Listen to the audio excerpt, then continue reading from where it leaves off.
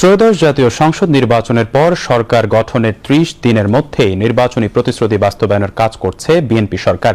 এরই মধ্যে দেশের মানুষকে দেওয়া প্রতিশ্রুতি অনুযায়ী ফ্যামিলি কার্ড বিতরণ, মসজিদ মন্দিরের ইমাম ও পুরোহিতদের সম্মানী ভাতা ও কৃষি ঋণ মওকুফের মতো উদ্যোগ বাস্তবায়ন করেছে জনবান্ধব বর্তমান সরকার। বিস্তারিত শেখ আলীর রিপোর্টে।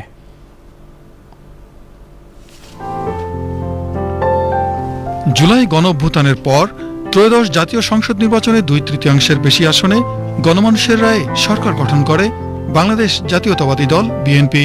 সরকারের প্রধানমন্ত্রী পদের কর্তব্য বিশ্বস্তার সহিত পালন করিব। সরকার প্রধানের দায়িত্ব গ্রহণের পরপরেই নির্বাচনে দেয়া প্রতিশ্রুতি দৃশ্যমান বাস্তবায়নের পথে হাঁটতে শুরু করেন প্রধানমন্ত্রী তারেক রহমান। শুরুতেই প্রশাসনিক সংস্কার এবং কর্মতৎপরতার অন্যতম উদাহরণ প্রশাসনের প্রাণকেন্দ্র সচিবালয়ে নিয়মিত অফিসের কার্যক্রম। প্রধানমন্ত্রী হিসাবে প্রথম যিনি বিশেষ কোনো কাজ না থাকলে নিয়ম মেনে সকাল ৯টার মধ্যে সচিবালয়ে অফিসে বসছেন।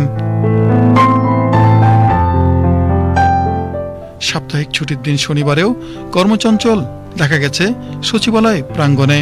দায়িত্ব গ্রহণের পর থেকেই একটি স্পষ্ট বার্তা দিয়েছেন সরকার প্রধান: দ্রুত কাজ শেষ করতে হবে এবং রাষ্ট্র পরিচালনায় গতি আনতে হবে। প্রশাসনে শৃঙ্খলা ফেরাতে সময়মতো উপস্থিতি নিশ্চিত করার নির্দেশ দেওয়া হয়েছে। এমন তৎপরতা প্রশাসনে সৃষ্টি করেছে স্বচ্ছতা ও জবাবদিহিতার সংস্কৃতি। রাজনৈতিক অঙ্গীকার বাস্তবায়নে গত ১ মাসের ব্যবধানে সামাজিক সুরক্ষা কর্মসূচি ছিল সবচেয়ে অগ্রাধিকার প্রাপ্ত খাত। এর মধ্যে ফ্যামিলি কার্ড কর্মসূচি বাস্তবায়ন করা হয়েছে। এতে করে সুবিধাভোগীরা মাসিক আর্থিক সহায়তা পাচ্ছেন। দেশ জুড়ে সকল ধর্মের ধর্মীয় সেবকদের জন্য চালু করা হয়েছে ভাতা প্রদান।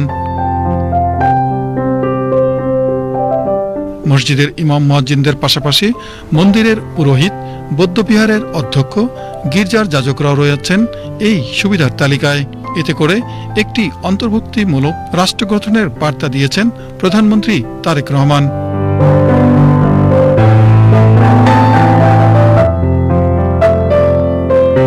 দেশের গ্রামীণ অর্থনীতির গতি সঞ্চার করতে কৃষিখাতে নেওয়া হয়েছে গুরুত্বপূর্ণ পদক্ষেপ। এর মধ্যে দৃশ্যমান হতে চলেছে কৃষক কার্ড চালুর পরিকল্পনা। সেই সাথে মওকুফ করা হয়েছে তৃণমূল কৃষকদের কৃষি ঋণ। দেশজুড়ে জলাশয় পুনরুদ্ধারে চলছে খাল খনন কার্যক্রম।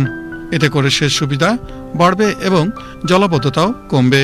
পাশাপাশি তৈরি হবে কর্মসংস্থানও।